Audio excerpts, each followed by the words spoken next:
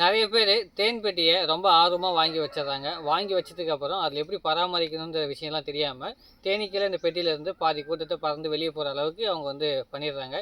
இது அவங்க பண்ணக்கூடிய விஷயம் இல்லை. ஆனால் அந்த தேனீக்களாகவே இயற்கையாகவே இந்த பெட்டி இப்போ நீங்கள் ஒரு இடத்துல வாங்கியிருக்கீங்க, இல்லை வளர்க்க நீங்கள் ஸ்டார்ட் பண்ணிட்டீங்க அப்படின்னா, இந்த தேன் கிடைக்கக்கூடிய சீசனில் நம்ம சில விஷயங்கள்லாம் ஃபேஸ் பண்ணுவோம். அதுக்கான ஷார்ட்ஸ் வீடியோ நான் அப்லோட் பண்ணியிருந்தேன். ஃபுல் வீடியோ வேணும்னா நீங்கள் கமெண்ட் பண்ணுங்கன்னு சொல்லியிருந்தேன். நிறைய பேர் கமெண்ட் பண்ணியிருந்தாங்க. உங்களுக்கான வீடியோ தான் இது. என்ன அப்படின்னு பார்த்தீங்கன்னா, ஒரு தேனீ பெட்டியை நம்ம வளர்க்க ஆரம்பிக்கிறோம் அப்படின்னா, அந்த என்னென்ன டைமில் என்னென்ன மாதிரி பராமரிக்கணும், எப்படி அதெல்லாம் நம்ம கரெக்டாக மெயின்டைன் பண்ணால் தேன் அதிகமாக கிடைக்கும்ன்ற மாதிரி விஷயத்த நீங்கள் தேன் பெட்டி வாங்கும் போதே தெரிஞ்சு வச்சுருந்தா தான் உங்களால் தேன் எடுக்கும்போது ரொம்ப ஈஸியாக எடுக்க முடியும். அது என்ன விஷயம் அப்படின்னு ஃபஸ்ட்டு நம்ம பார்க்கலாம். இந்த தேன் எடுக்கக்கூடிய சீசனில் பார்த்தீங்கன்னா குயின் செல் நிறைய ஃபார்ம் ஆகும். ஏன் அப்படின்னா, இப்போ இந்த தேன் பெட்டி வாங்கும்போது உங்களுக்கு கீழே இந்த ஒரு பெட்டி இருக்குல்ல, இந்த ஒரு பெட்டியும் மேலே ஒரு பெட்டி தான் கொடுத்துருப்பாங்க.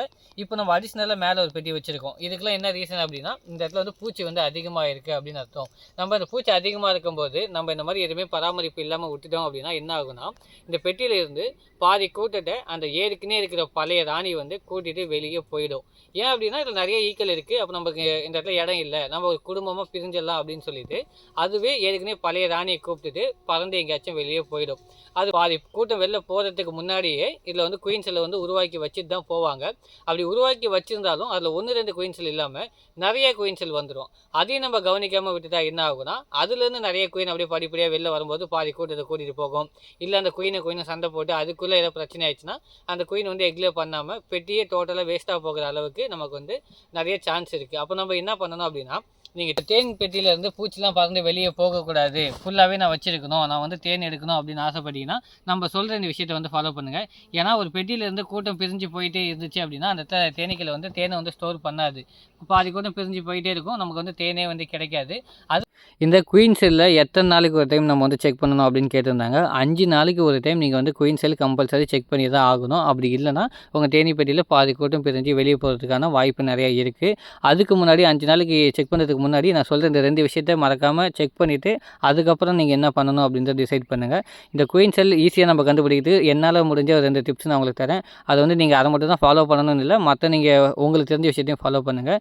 இந்த 2 டிப்ஸ் என்ன அப்படின்னா, நீங்கள் தேன் பெட்டியை ஓப்பன் பண்ணி பார்க்கும்போது கூட்டம் எப்பயுமே இருக்கிற அளவுக்கு தேனீக்களோட எண்ணிக்கை அதிகமாகிட்டே இருந்துச்சு அப்படின்னா, அந்த டைமில் நீங்கள் ப்ரூட் சாம்பிள் எடுத்து செக் பண்ணும்போது குயின் செல் இருந்துச்சு அப்படின்னா எல்லா குயின் செல்லும் நசிக்கிடுங்க. இதுதான் ஸ்டெப்பு 1. ஸ்டெப் 2 என்ன அப்படின்னு பார்த்தீங்கன்னா, நீங்கள் தேன் பெட்டி ஓப்பன் பண்ணி பார்க்கும்போது முன்னாடி இருந்த தேனீக்களோட கூட்டத்தை விட இப்போ தேனீக்களோட கூட்டம் ரொம்ப கம்மியாயிடுச்சு அப்படின்னா, அந்த டைமில் நீங்கள் அந்த ப்ளூட் சாம்பிள் எடுத்து செக் பண்ணும்போது நிறைய குயின் செல் இருக்கும். அப்போ நம்ம என்ன பண்ணணும்னா, எல்லா குயின் செல்லையும் நசிக்கிடக்கூடாது. ஒரு குயின் செல்லை மட்டும் வச்சுட்டு மீதி எல்லாத்தையும் நசிக்கிறணும். அப்படி இல்லைனா முடிஞ்ச அளவுக்கு குயின் இருக்கா இல்லையான்னு செக் பண்ணிவிட்டு, குயின் இருந்துச்சு அப்படின்னா எல்லா குயின் செல்லையும் நசிக்கிடலாம். குயின் இல்லை அப்படின்னா ஒரு குயின் செல்லை மட்டும் விட்டுட்டு மீதி எல்லாத்தையும் நசிக்கிறணும். ஏன் அப்படின்னு பார்த்தீங்கன்னா, நம்ம தேனீக்கள் பெட்டியில் நம்ம ஓப்பன் பண்ணி பார்க்கும்போது கூட்டம் எப்பயுமே இருக்கிற அளவுக்கு இருந்துகிட்டே இருந்துச்சு அப்படின்னா அந்த இடத்துல ராணி போகல. ஆனால் அந்த டைமில் போகிறதுக்கு ரெடியாக இருக்கும்போதும் குயின் செல் உற்பத்தி ஆகியிருக்கும். அப்போ கூட்டம் அதிகமாக இருக்கும்போது அந்த பெட்டியில் குயின் செல் உற்பத்தி ஆகிருந்துச்சு அப்படின்னா எல்லா குயின் செல்லும் நசிக்கிருக்கு. நீங்கள் தேன் பெட்டி ஓப்பன் பண்ணி பார்க்கும்போது கூட்டம் கம்மியாக இருந்துச்சு அப்படின்னா அந்த டைமில் உற்பத்தி ஆகிற குயின் செல்லை கரெக்டாக செக் பண்ணணும். ஒரு குயின் இருக்கா இல்லையான்னு செக் பண்ணணும். அப்படி இல்லைனா குயின் இல்லைனா ஒரே ஒரு குயின் செல்லை மட்டும் வச்சுட்டு மீதி எல்லாத்தையும் நசிக்கிறணும். முடிஞ்ச அளவுக்கு இதை நீங்கள் 2-3 டைம் கேட்டால் தான் நான் என்ன சொன்னது உங்களுக்கு புரியும். இது போலலாம் நடக்கக்கூடாது அப்படின்னா நீங்கள் உங்கள் தேன் பெட்டியை 5 நாளைக்கு ஒரு டைம் ஓப்பன் பண்ணி குயின் செல் இருக்கா இல்லையான்னு செக் பண்ணிடுங்க. இருந்துச்சுன்னா எப்படி ரிமூவ் பண்ணணும்னு வீடியோவில் பாருங்கள். நிறைய பேர் தேன் பெட்டியை வாங்கிடுறாங்க, ஆனால் நம்ம தேனீக்கள்கிட்ட கொட்டு வாங்காமல் நம்ம காப்பாற்றக்கூடிய அந்த ஸ்மோக்கரை வாங்குறதுக்கு மறந்துடுறாங்க. ஏன்னா அந்த ஸ்மோக்கர் இல்லாமல் தேன் பெட்டிகிட்ட நம்ம நார்மலாக அந்த அன்சீசனில், அதாவது இந்த ஆகஸ்ட்லேருந்து டிசம்பர் வரைக்கும் பார்த்தீங்கன்னா ஈக்கள் கம்மியாக இருக்கும். அந்த நேரத்தில் நம்ம ஈஸியாக ஹேண்டில் பண்ணிடலாம். ஆனால் இப்போ நீங்கள் அந்த பெட்டிக்குள்ளே பாருங்களேன், 2 சூப்பரை வச்சுமே மேலே அவ்வளோ பூச்சி இருக்குது. இந்த மாதிரி டைமில் நம்ம அந்த ஸ்மோக்கர் இல்லாமல் கண்டிப்பாக அந்த தேனீக்களை ஹேண்டில் பண்ணுறது ரொம்ப ரொம்ப கஷ்டமாக இருக்கும். ஏன்னா எக்ஸ்பீரியன்ஸான பர்சனாலேயே கண்டிப்பாக ஸ்மோக்கர் இல்லாமல் ஹேண்டில் பண்ணுறது ரொம்ப கஷ்டமாக இருக்கும். அதனால் நீங்கள் தேனீ பெட்டி எப்போ வாங்கணும்னு நினச்சாலும் கண்டிப்பாக அந்த ஸ்மோக்கரை வாங்கிடுங்க. இந்த ஸ்மோக்கர் இருந்தால் மட்டும்தான் நீங்கள் கண்டிப்பாக தேனீக்கள்கிட்ட கொட்டு வாங்குறதை தவிர்த்துட்டு உங்களால் தேனும் தைரியமாக எடுக்க முடியும். அது எப்படி யூஸ் பண்ணணும்னா, உள்ள தேங்காய் நார் போட்டு பற்ற வச்சாச்சு, இப்போ புகை வருதுல்ல, இது எப்படி நம்ம யூஸ் பண்ணுறோம், எந்த அளவுக்கு யூஸ் பண்ணணும் அப்படின்றத நான் காட்டுறேன் பாருங்கள். அப்படியே காட்டுங்க. இதில் இப்போ நீங்கள் எந்த அளவுக்கு ஸ்மோக் யூஸ் பண்ணணும் அப்படின்னு ஃபஸ்ட்டு தெரிஞ்சுக்கோங்க. ஈக்கள் எல்லாமே இப்போ மேலே இருக்குது. நம்ம என்ன பண்ண போகிறோம்னா, இந்த ஈக்களை கொஞ்சம் கீழே இறக்க போகிறோம். எப்படின்னா, இப்படி மேலே புகை போடுறோம் பாருங்கள். புகை போடும்போது ஈக்கள் லைட்டாக கலைஞ்சிட்டு அப்படியே கொஞ்சம் உள்ளே போகும் பாருங்கள். அப்படியே க்ளோஸ் பண்ணுறது. ஓரளவுக்குள்ளே போயிடுச்சுல. இந்த மாதிரி டைமில் நம்ம வந்து ஈஸியாக வந்து எடுத்துக்கலாம். ஏன்னா முன்னாடி நீங்கள் பார்த்துருப்பீங்க நிறைய மேலே உட்காந்துருக்கும். இந்த அளவுக்கு நம்ம புகை போடும்போது கொஞ்சம் உள்ளே போயிடுச்சு. அப்போ நம்ம புகை போட்டதுக்கப்புறம் தேனீக்கள் கொஞ்சம் பயந்து உள்ளே போயிடுச்சுன்னு அர்த்தம். நம்ம அதுக்கப்புறம் அந்த அறையை வந்து எடுத்து பார்த்தோம் அப்படின்னா நமக்கு உள்ளே என்னென்ன கண்டிஷனில் இருக்குது எப்படின்னு நம்ம வந்து தெரிஞ்சுக்கலாம். இதில் இப்போ தான் வந்து தேன் ஃபில் பண்ண ஆரம்பிக்குது. ஏற்கனவே நம்ம வந்து இதில் ஒரு ஹார்வெஸ்ட் எடுத்தாச்சு. இப்போ 2வது ஹார்வெஸ்ட்டுக்கு ரெடியாக வந்து வச்சுருக்கு. நமக்கு இந்த முந்திரியில் வந்து பார்த்திங்கன்னா அதிகபட்சம் ஒரு 10 நாளைக்கு ஒரு டைம் வந்து நமக்கு தேன் எடுக்க முடியும். நீங்கள் இந்த குயின் செல்லை எத்தனை நாளைக்கு ஒரு டைம் செக் பண்ணணும் அப்படின்னா 5 நாளைக்கு ஒரு டைம் கம்பல்சரி செக் பண்ணி தான் ஆகணும்.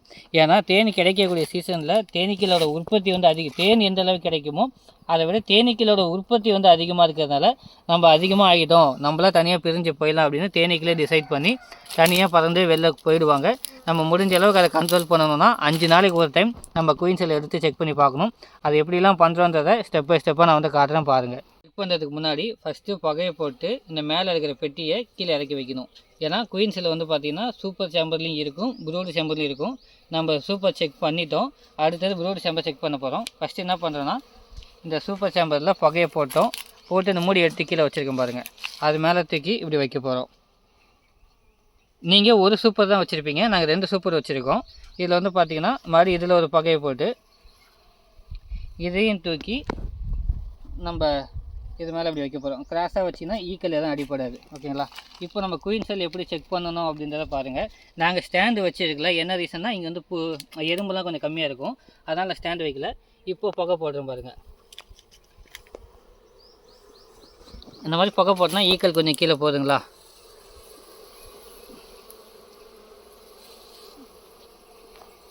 இந்த கார்னரில் பிடிச்சி கொஞ்சம் கேப்பை ஃபஸ்ட்டு க்ரியேட் பண்ணிவிட்டு இந்த அடையை சென்டராக பிடிச்சி தூக்க போகிறோம். இப்போது இந்த அடையை நம்ம வந்து எடுத்துருக்கோம். இந்த அடையில் எந்த இடத்துல குயின் செல் உற்பத்தி ஆகும், எதனால் கூட்டம் பிரிஞ்சு போகுது அப்படின்னா இந்த பெட்டியில் வந்து குயின் இருக்கும்போதே குயின் செல் உற்பத்தி ஆகும். அது எந்த இடத்துல உற்பத்தி ஆகுது அப்படின்னா இந்த கீழ் பகுதியில் தான். இந்த மாதிரி இடத்துல வந்து இப்படி இருக்குன்னா இந்த இடத்துல தான் உற்பத்தி ஆகும். இந்த இடத்த விட்டு வேறு எங்கேயும் உற்பத்தி ஆகாது. பாருங்கள் குயின் போகுது பாருங்கள், எல்லாம் ஃப்ரெஷ்ஷான குயின் எவ்வளோ வேகமாக போகுது பாருங்கள். புது குயின் இருந்தால் மட்டும்தான் அந்த மாதிரி வேகமாக போகும். பழைய குயின்னா அந்த மாதிரி வேகமாக போகாது. அந்த குயினோட பேக் சைடில் முட்டை வைக்கிறதுக்கு அலையுது. அந்த அளவுக்கு இந்த இதில் வந்து இடம் கூட இல்லை. அந்த அளவுக்கு அது வந்து அவ்வளோ வேகமாக வந்து வேலை செய்யுது. இது கீழே இந்த இடத்துல தான் வந்து அந்த குயின் செல்லை உற்பத்தி பண்ணும். எதனால் உற்பத்தி பண்ணுது அப்படின்னா இந்த பெட்டியில் வந்து கூட்டம் அதிகமாகிடுச்சு, என்னால் இதுக்கு மேலே இந்த இடத்துல இருக்க முடியாது அப்படின்னு சொல்லிட்டு அவங்களாம் தானாக பிரிஞ்சு போகிறதுக்கு டிசைட் பண்ணிவிட்டு இப்போ நீங்கள் பார்த்தீங்களா குயின் இது என்ன பண்ணுன்னா பாதி கூட்டத்தை பிரிச்சுட்டு போகும். இது சும்மா வந்து பிரிச்சுட்டு போகாது. போகிறதுக்கு முன்னாடி இந்த பெட்டியில் அதோட குயின் செல்லை முட்டையை வச்சு புது குயினை உற்பத்தி பண்ணுறதுக்கு எல்லாத்தையும் ரெடி பண்ணி வச்சுட்டு தான் போகும். அப்படி அது போகக்கூடாது அப்படின்னா அது உற்பத்தி பண்ணி வைக்கிற அந்த புதிய குயின் செல்லை நம்ம கட் பண்ணி விட்டோம் அப்படின்னா கூட்டம் பிரிஞ்சு போகாது. அப்போது நம்ம இதை வந்து கரெக்டாக 5 நாளைக்கு ஒரு டைம் நீங்கள் வந்து ஃபாலோ பண்ணிங்கன்னா கம்பல்சரி உங்கள் தேனி பெட்டியிலேருந்து கூட்டமும் பிரிஞ்சு போகாது. உங்களுக்கு தேனும் வந்து ரொம்ப அதிகமாக கிடைக்கும். ரொம்ப சிம்பிள் தான். ஆனால் நீங்கள் செய்யும்போது கொஞ்சம் கேர்ஃபுல்லாக செய்யணும். புகை நல்லா அடிச்சுட்டு நீங்கள் எடுத்து செக் பண்ணி பார்க்கணும். இதை பாருங்கள், இதெல்லாம் வந்து பார்த்திங்கன்னா கொஞ்சம் பழைய குயின் செல். இதையும் உங்களுக்கு பார்க்க தெரியணும். கொஞ்சம் எக்ஸ்பீரியன்ஸாக இருந்தால் மட்டும் இந்த மாதிரி விஷயத்தான் நீங்கள் சில விஷயத்தை நோட் பண்ண முடியும். இது கொஞ்சம் ஏற்கனவே வச்சது பழைய குயின் தான். இதில் வந்து குயின் இல்லை, சும்மா டம்மி குயின் செல் மாதிரி தான் இது. அதுக்கப்புறம் வந்து பார்த்திங்கன்னா இது ஒரு ஃப்ரேமை எடுத்துகிட்டு ரிட்டன் உள்ளே வைக்கும்போது வந்து பார்த்திங்கன்னா ஈக்கள் இவ்வளோ இருக்கும், மேலே இருக்கும். அப்போ நம்ம என்ன பண்ணணும்னா சும்மா கொஞ்சமாக அந்த ஸ்மோக் அப்படி போட்டிங்கன்னா எல்லாமே கொஞ்சம் கீழே போகும். நீங்கள் எல்லா ஃப்ரேமும் எடுத்து செக் பண்ணி பார்க்கணுமா அப்படின்னு கேட்டிங்கன்னா கண்டிப்பாக அவ்வளோ அவசியம் நமக்கு கிடையாது. என்ன அப்படின்னா ஒரு 3 ஃப்ரேம் எடுத்து நல்லா செக் பண்ணி பார்த்துருங்க. 3 ஃப்ரேம் செக் பண்ணி பார்த்தாலே அதில் குயின் இருக்கா இல்லையா நமக்கு வந்து தெரிஞ்சிடும். இல்லை எனக்கு வந்து டவுட்டாக இருக்குன்னா நீங்கள் 6 ஃப்ரேமே எடுத்து பார்க்கலாம். கண்டிப்பாக நீங்கள் புதுசாக பண்ணுறவங்க 6 ஃப்ரேம் எடுத்து பார்த்தீங்கன்னா ரொம்ப நல்லது. நமக்கு ஒரு அளவுக்கு அதில் இருக்கா இல்லையான்னு கெஸ் பண்ணுற அளவுக்கு ஐடியா இருக்கிறதுனால நாங்கள் மேக்ஸிமம் 3 ஃப்ரேம் தான் எடுத்து செக் பண்ணி பார்ப்போம். நீங்கள் உங்களுக்கு புதுசாக பண்ணுறதுனால 6 ஃப்ரேம் நீங்கள் எடுத்து பார்த்தாலும் ஒன்றும் தப்பு கிடையாது. இப்போ எல்லாத்தையும் நம்ம வந்து ஒன்றா வச்சாச்சு. இதுக்கப்புறம் அப்படியே பெட்டி எதுக்கு மேலே வச்சு மூடிட வேண்டியதான். இந்த குயின் செல் செக் பண்ணுறது நீங்கள் வீட்டில் ஒரு பெட்டியோ இல்லை 2 பெட்டியோ வச்சுருந்தீங்கன்னா கண்டிப்பாக செக் பண்ணுங்கள். நாங்கள் நிறைய பெட்டி வச்சுருந்தாலுமே செக் பண்ணி தான் ஆகணும். எத்தனை பெட்டி வச்சுருந்தாலும் செக் பண்ணி தான் ஆகணும். நீங்கள் ஒன்று தானே வச்சுருக்கோம், வந்தால் வருது போனால் போகுது அப்படின்னு நினச்சிங்கன்னா தேன் கிடைக்கிறது கொஞ்சம் கஷ்டமாகும். அதனால் முடிஞ்ச அளவுக்கு நீங்கள் குயின் செல் செக் பண்ணிங்கன்னா கண்டிப்பாக நிறைய தேன் எடுக்கலாம். இது எங்களோட சஜஷன். இந்த வீடியோவை நீங்கள் வந்து பாருங்கள். இதில் ஏதோ உங்களுக்கு டவுட் இருந்தாலும் மறக்காமல் கமெண்ட் பண்ணுங்கள்.